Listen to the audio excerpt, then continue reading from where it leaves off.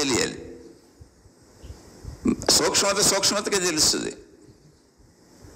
పదార్థానికే తెలుస్తుంది.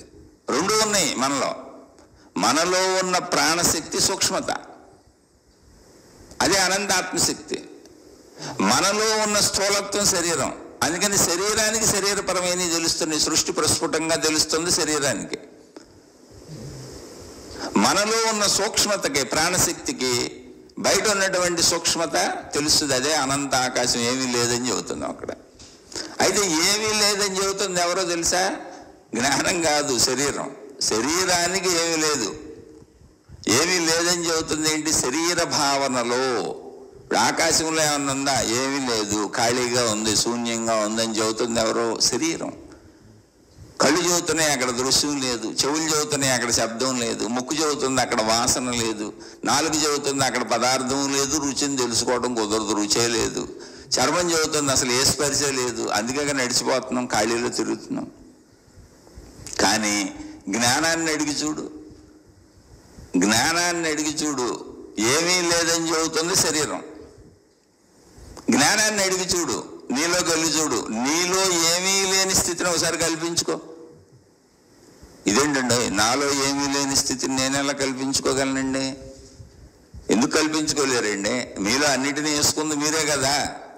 కంటితో చూసి దృశ్యాలను వేసుకున్నారు, చెవితో విని శబ్దాలను వేసుకున్నారు, ముక్కుతో వాసన చూసి వాసనలు వేసుకున్నారు, నోటితో మాట్లాడి అనేక అనుబంధాలు వేసుకున్నారు, నాలుగుతో రుచి చూసి అనేక రుచులు వేసుకున్నారు, చర్మంతో అనేక రకాల స్పర్శలు అనుభవించి స్పర్శలు వేసుకున్నారు, స్త్రీ పురుష శారీరక సుఖాన్ని వేసుకున్నారు, తద్వారా పుట్టినటువంటి వాళ్ళని నా పిల్లలని అబంధాలు వేసుకున్నారు, మీ జీవిత భాగస్వామిని వేసుకున్నారు, మిమ్మల్ని కన్నా తల్లిదండ్రులను వేసుకున్నారు. మొత్తం ప్రపంచం నుంచి గ్రహించినటువంటి విషయాలన్నింటినీ లోపల వేసుకుంది మీరే అయినప్పుడు లోపల ఏమీ లేకుండా ఎందుకు చేసుకోలేరు? వేసుకుంది మీరేగా. తీసుకోండి, ఒకసారి తీసుకోండి, మొత్తం తీసి పక్కన పెట్టండి, పారేయొద్దు. ఏమీ వేసుకోకముందు స్థితికి వెళ్ళండి, పోయి తీయటం కుదరపోతే. ఏమీ వేసుకోకముందు ఒక స్థితి ఉంటుందిగా. అసలు ఏది వేసుకోవాలి నేను ఇంతవరకు? పంచేంద్రియాలతో ఒక్కడు కూడా లోపలికి వెళ్ళా. ఆ స్థితినైనా భావించండి, లేదా అన్నిటినీ తీసి పక్కనైనా పెట్టండి. ఇప్పుడు పంచేంద్రియాలతో ఒక్కటి కూడా వేసుకోలేదు స్థితి అంటే ఏంటో తెలుసా? ఏమండి, ఎలా వెళ్ళాలండి బాబు ఆ స్థితికి? కుదురుతుందా అండి? ఎందుకు కుదరదండి? భావించటమేగా. ఆ జ్ఞానశక్తి మనకుందగా, ఊహాశక్తి మనకుందగా, మనలో ఉన్న ఆత్మశక్తి, ప్రాణశక్తి అదేగా. దాని ఎరుకని అదే చెప్పుద్ది. పసిబిడ్డ అప్పుడే తల్లి గర్భంలోంచి పుట్టినప్పుడు మనం కూడా అలాగే పుట్టి ఉంటాంగా. ఇప్పుడు పుట్టిన పసిబిడ్డను చూడండి, ఏముంది అందులో?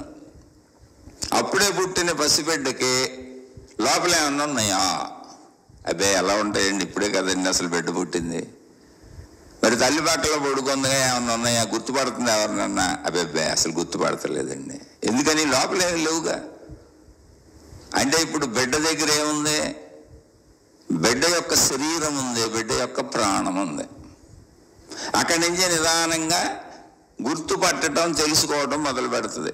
తల్లి స్పర్శలు, తల్లి మాటలు, తల్లి శబ్దాలు, తండ్రి స్పర్శలు, అలా కుటుంబంలోంచి నిదానంగా ఎదుగుతూ అలా జరుగుతుంది. గుర్తు పట్టక ముందు ఏముంది? అసలు ఏమీ లోపల వేసుకోకముందు అప్పుడే పుట్టినప్పుడు ఏముంది? ప్రాణశక్తి ఉంది, శరీరం ఉంది. అంటే ఈ గుర్తుపట్టే విధానం అంతా ఎక్కడికి వెళ్ళింది? ఇప్పుడు ప్రాణశక్తిలో ప్రింట్ అయింది. అంటే మీ దగ్గర ఏముంది? ఇప్పుడు ఏమి గుర్తుపట్టినప్పుడు ప్రాణశక్తి ఉంది. ప్రాణశక్తి ఎందుకు లేదు? బిడ్డను చూస్తే అదే తెలిసేది. కానీ ప్రాణశక్తి నాకు ఎందుకు కనపట్టలేదు, నేను శరీరం అని ఎందుకు అనుకుంటున్నానంటే, నేను ప్రాణశక్తి అనే తెర మీద ఈ శరీరంతో ప్రపంచం నుండి గ్రహించిన విషయాలు, పంచేంద్రియాలతో గ్రహించిన విషయాలు లక్షల కోట్లు వేసేసి ఆ సినిమా నడుస్తుంది. మనసు అనే సినిమా నడుస్తుంది లోపల, జ్ఞాపకాలు అనే సినిమా నడుస్తుంది లోపల, భావాలు, భావోద్వేగాలనే సినిమా నడుస్తుంది లోపల, కోరికల సినిమా నడుస్తుంది లోపల, ఇష్ట అయిష్టాల సినిమా నడుస్తుంది లోపల, మంచి చెడుల సినిమా నడుస్తుంది లోపల, మనసు అనే సినిమా నడుస్తుంది మొత్తంగా లోపల. మనసు అనే సినిమా ఉన్నప్పుడు ప్రాణశక్తి ఎలా కనపడుద్ది? నీకు సినిమా నడుస్తుంటే తెర కనపడదుగా. కాబట్టి నీకు తెర కనపడాలి, ప్రాణశక్తి కనపడాలి అంటే నువ్వు మనసు సినిమాని కాసేపు ఆపేయాలి. దానికే సాధన, ధ్యానాలు, తపస్సులు. మనసు సినిమాని ఆపగలమా అని. అది ఆపితే ప్రాణశక్తి తెలుస్తుంది. అయితే ఏమండి ఇది నిజమైనా దాన్ని ఆపగలమా? అసలు తెలుస్తుందా? ప్రాణశక్తి తెలుస్తుందా? తెలిస్తే ఎలా ఉంటుంది? మీరు చెప్పేవన్నీ నమ్మాలా? నమ్మగలమా? నిజమేనా అంటే ఇందాకే చెప్పాను, మీరు రోజు నిద్రలోకి వెళ్తున్నారు, అది సృష్టి సహజంగా ఏర్పాటు చేసింది, అక్కడ మీ సినిమా ఆగిపోయింది. నిద్రలో జరిగింది ఏంటి? మనసు సినిమా ఆగిపోయింది, శరీర సినిమా ఆగిపోయింది, నేననే భావన పోయింది. అసలు నా సినిమా ఆగిపోయింది, నా జీవిత సినిమా ఆగిపోయింది నిద్రలో. నేననే భావనే లేదు, నా సినిమా మొత్తంగా ఆగిపోయింది. మళ్ళీ మెలకువతో నా సినిమా స్టార్ట్ అవుద్ది. అంటే ఇప్పుడు నా సినిమా ఆగిపోయినప్పుడు నేను ఎక్కడ ఉన్నాను? సినిమా హాల్లో సినిమా మొదలవకముందు ఏముంది? తెర ఉంది. అంటే నేను తెర దశలో ఉన్నాను. సినిమా మొదలయ్యే ఇంటర్వెల్లో మళ్ళీ సినిమా ఆగిపోయినప్పుడు ఏమైంది? అక్కడ తెర ఉంది. అంటే నేను నిద్రలో తెర దశలో ఉన్నాను, అంటే ప్రాణశక్తిలో ఉన్నాను, అనంత ఆత్మశక్తిలో ఉన్నాను. ఇప్పుడు సినిమా మొత్తం అయిపోయినాక ఏముంది? మళ్ళీ తెరే ఉంది. అలాగే మెలకు వచ్చింది, మళ్ళీ నా సినిమా స్టార్ట్ అయింది. మళ్ళీ రాత్రికి గాఢ నిద్రలోకి వెళ్ళిపోయాను, నా సినిమా ఆగిపోయింది. ఇది రోజు జరుగుతుంది. రోజు మన సినిమానే, రోజు మన జీవిత సినిమా సాగుతానే ఉంది. మన జీవిత సినిమాలో మనం నిద్రపోతున్నటువంటిది ఏదోన్నదో అది తెర దగ్గరికే తీసుకెళ్తుంది రోజు. అది మెలకువలో అక్కడికి వెళ్ళి చేరవయ్యా, అదే ఆత్మజ్ఞానం అన్నారు. అంతే. ఆ విషయాన్ని తెలుసుకో చాలా అన్నారు. ఇప్పుడు నువ్వు తెలుసుకున్నంత మాత్రాన సినిమా ఏమి ఆగిపోదు, శరీరం ఎగిరిపోదు, మనసు ఎగిరిపోదు. కానీ నిద్రలో నువ్వు ఎక్కడికి వెళ్తున్నావో దాన్ని మెలకువలో తెలుసుకోవయ్యా, అది ఆధ్యాత్మిక చదువు, ఆత్మజ్ఞాన చదువు. తెలుసుకో తల్లి, అంతకంటే ఏమీ లేదు. నువ్వు తెలుసుకున్నా తెలుసుకోకపోయినా సినిమా నడుస్తూనే ఉంటుంది. అయితే తెలుసుకున్నావు అనుకో, ఇది సినిమా అని తెలుస్తుంది, తెర శాశ్వతం అని తెలుస్తుంది. సినిమాలో పెద్ద ఏడవలసిన పనే ఉంది.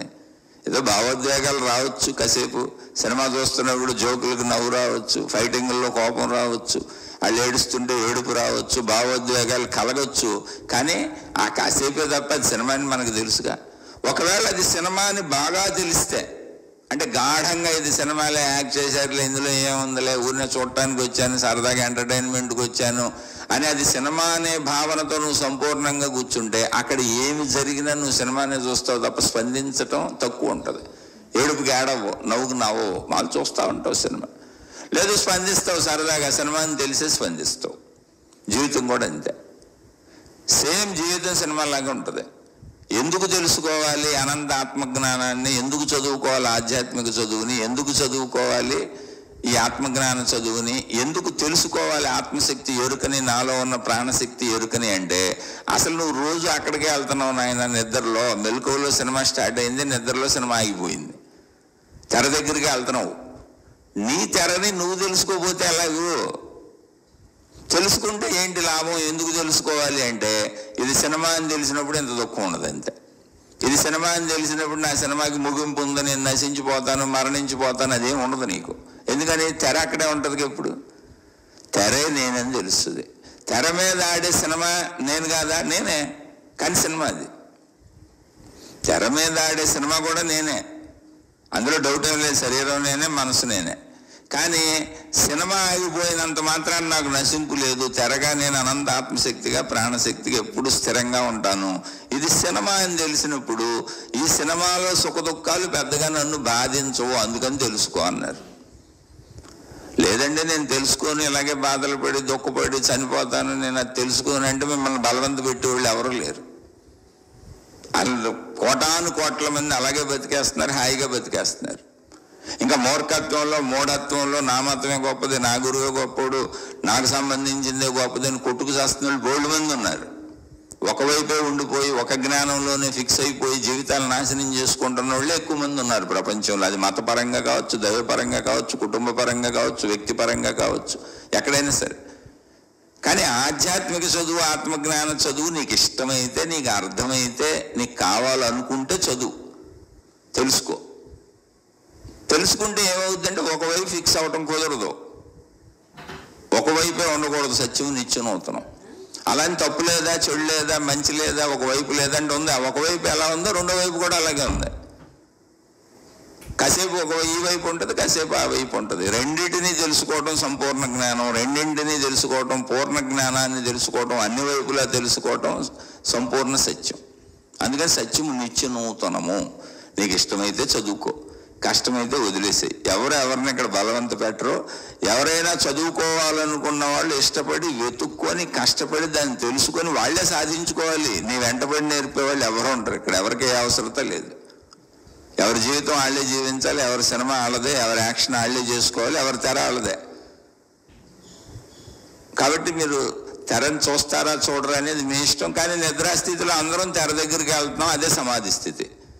సమాధి స్థితిని ఎలా నమ్ముతామంటే నిద్రాస్థితే సమాధి స్థితి, నమ్మడానికి పెద్ద విషయం ఏం లేదు. అక్కడ రోజు నువ్వు నిద్రలో వెళ్తుంది సమాధి స్థితికే. కాదు, అది సృష్టి సహజంగా పెట్టిన సమాధి స్థితి. నువ్వు ఇప్పుడు సాధన చేస్తే వచ్చే సమాధి స్థితి ఇది.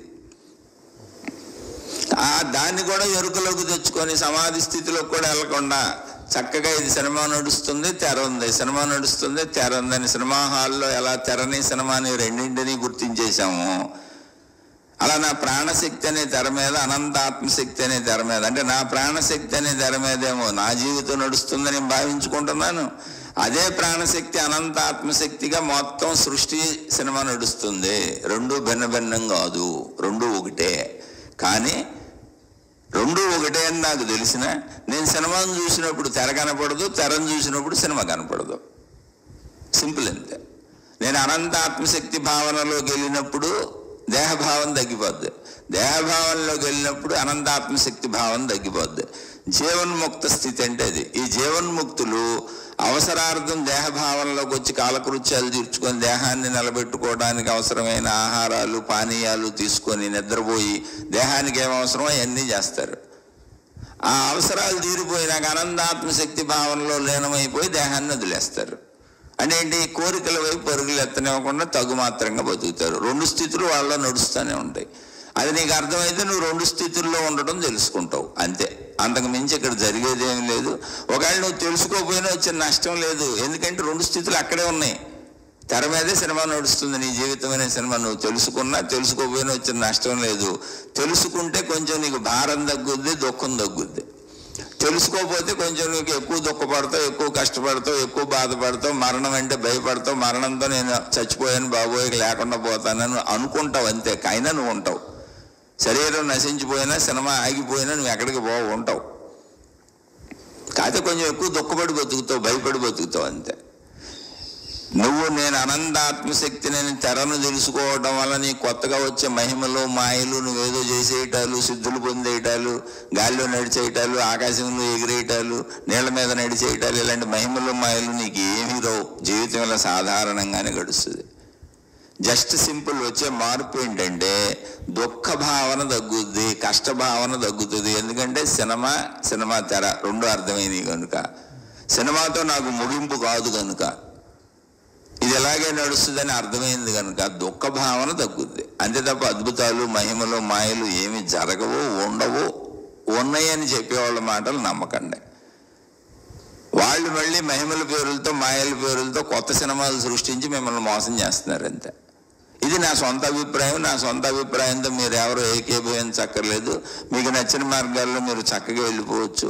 నేను చెప్పిన విషయాలు అర్థమయ్యి మీకు ఏదన్నా కొంచెం ఉపయోగపడతాయి అని అనుకుంటే మీ జీవితంలో ఆచరించుకునే ప్రయత్నం చేయండి. అందులో కూడా ఏదన్నా మంచి ఉంటే, ఉన్నదని మీరు అనుకుంటే, లేకపోతే వదిలేసేయండి. ఒకవేళ నేను చెప్పిన దాంతో ఏకీభవించలేదు, మీకు నచ్చలేదంటే అసలు మీ మార్గమే ఇది కాదు, మీరు వినబాకండి. మీకు నచ్చిన మార్గాల్లో మీకు నచ్చిన గురువులు, మీ మతాలు, మీ మత పెద్దలు వాళ్ళు చెప్పిన విషయాలను వింటూ మీకు నచ్చిన మార్గాల్లో హాయిగా సాగిపోండి. శుభమస్తు. మరొక కొత్త శీర్షికతో కలుసుకుందాం. మీకు మీ కుటుంబ సభ్యులకు మేలు చేకూరుగాక.